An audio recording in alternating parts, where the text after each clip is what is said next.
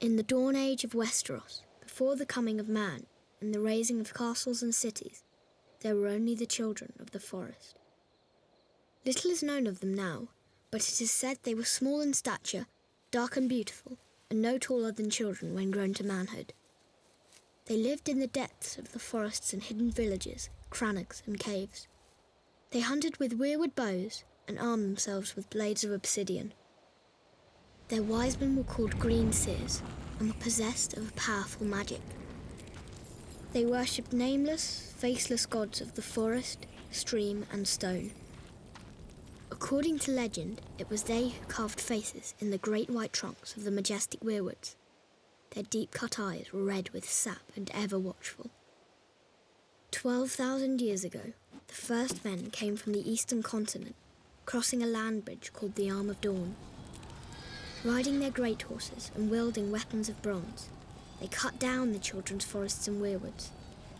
A terrible war raged between the children and the first men that lasted for centuries. At long last, the two races sought an end to the years of horror and bloodshed.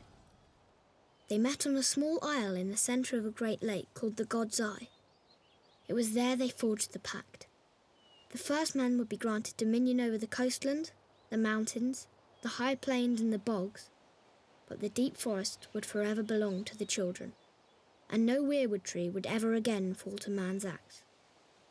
To seal the pact before the gods, the children carved a face in every weirwood tree on the island, which came to be known as the Isle of Faces. But the pact could not withstand the coming of the Andals, a race of tall, fair-haired warriors. They attacked with fire and weapons of steel, slaughtering the children of the forest wherever they could find them, burning out their weirwood groves, hacking away at the faces of the old gods, and spreading their own religion through the land. Centuries of war followed, and the Andals conquered every kingdom in Westeros, save one, the North. The kings of winter were able to withstand the Andal invasion, and descendants of the first men dwell there to this day, and continue to worship the old gods.